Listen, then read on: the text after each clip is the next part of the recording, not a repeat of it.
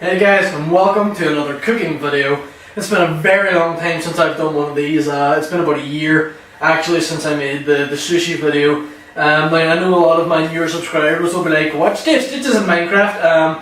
I know guys, I like to do things like this too, and it's been a very long time since I've done one, so if you don't want to watch it, it's fine. There's more Minecraft on the channel, it's over there. But anyway, this is going to be like a pasta and broccoli thing with garlic and stuff. It's very, very quickly made. It's done with all like frozen vegetables and stuff, and it's absolutely tastes delicious. I've been eating it a lot recently, like 2 or 3 times a week. So let's jump into it with the ingredients.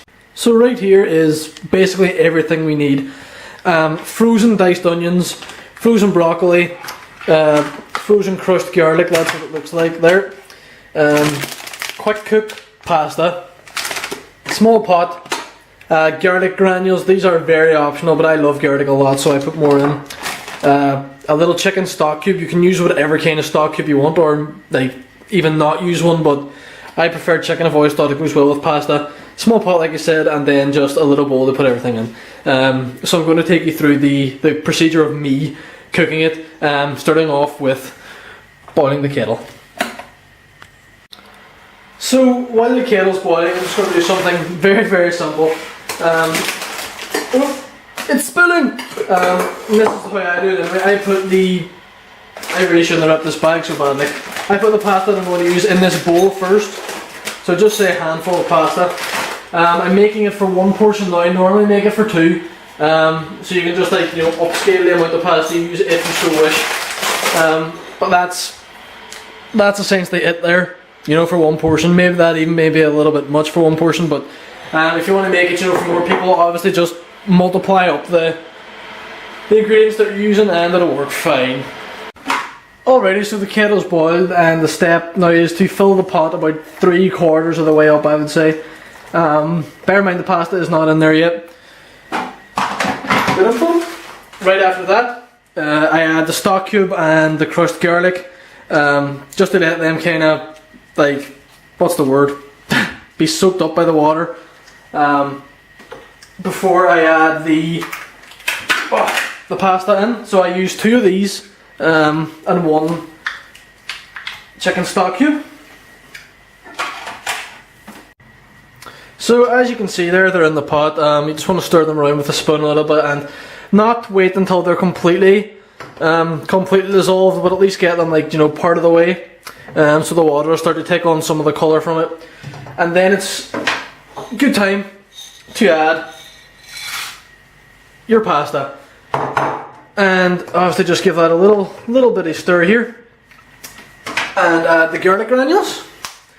I just do like a little sprinkle. I don't put in tons and tons and tons, because bear in mind we already have 2 blocks of diced garlic in there. And now the next step is onions and broccoli.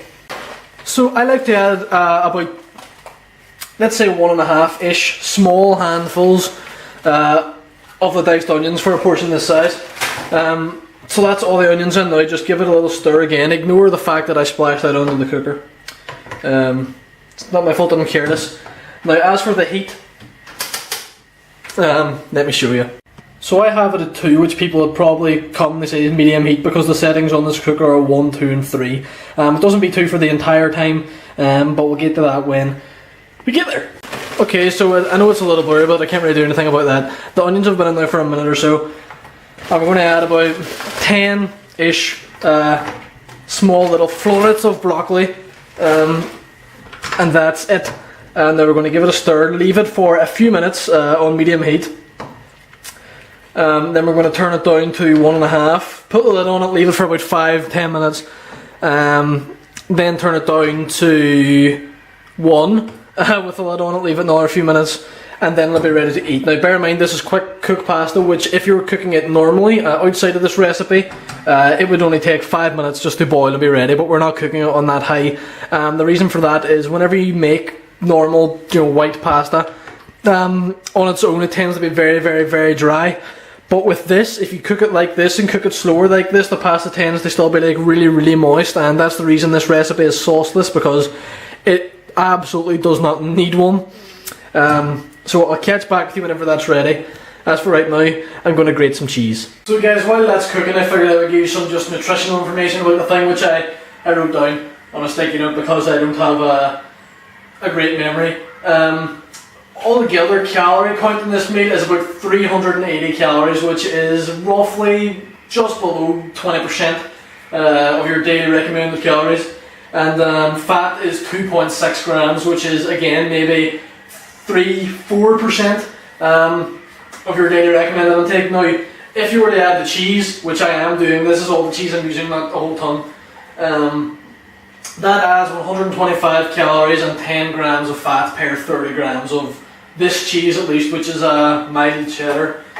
So the cheese is just an optional extra, but again, if you're making this as your main meal for the day, it's still less than 10% of your daily recommended fat, or your daily allowance of fat, and slightly over 20% of your daily recommended amount of calories. So it's still a very, very healthy meal.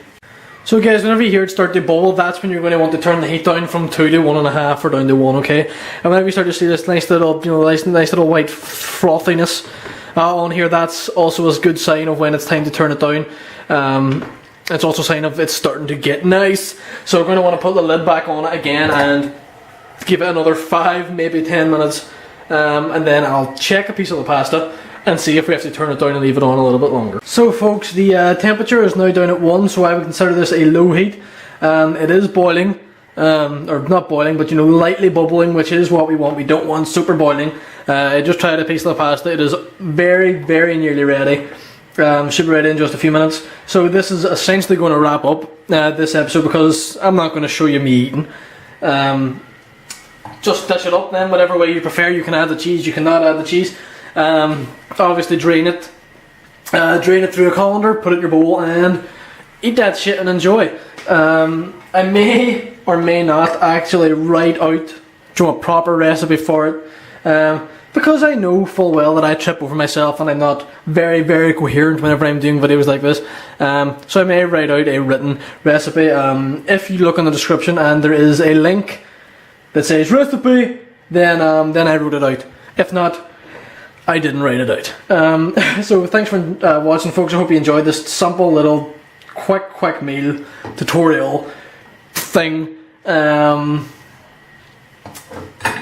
I'll see you in the next one. Bye.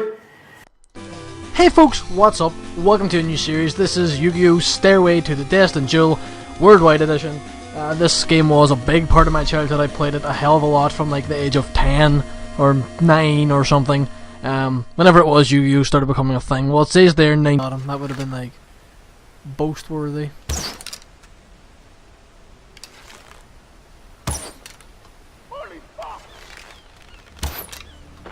There we go. Finally worked out the distance. But come on.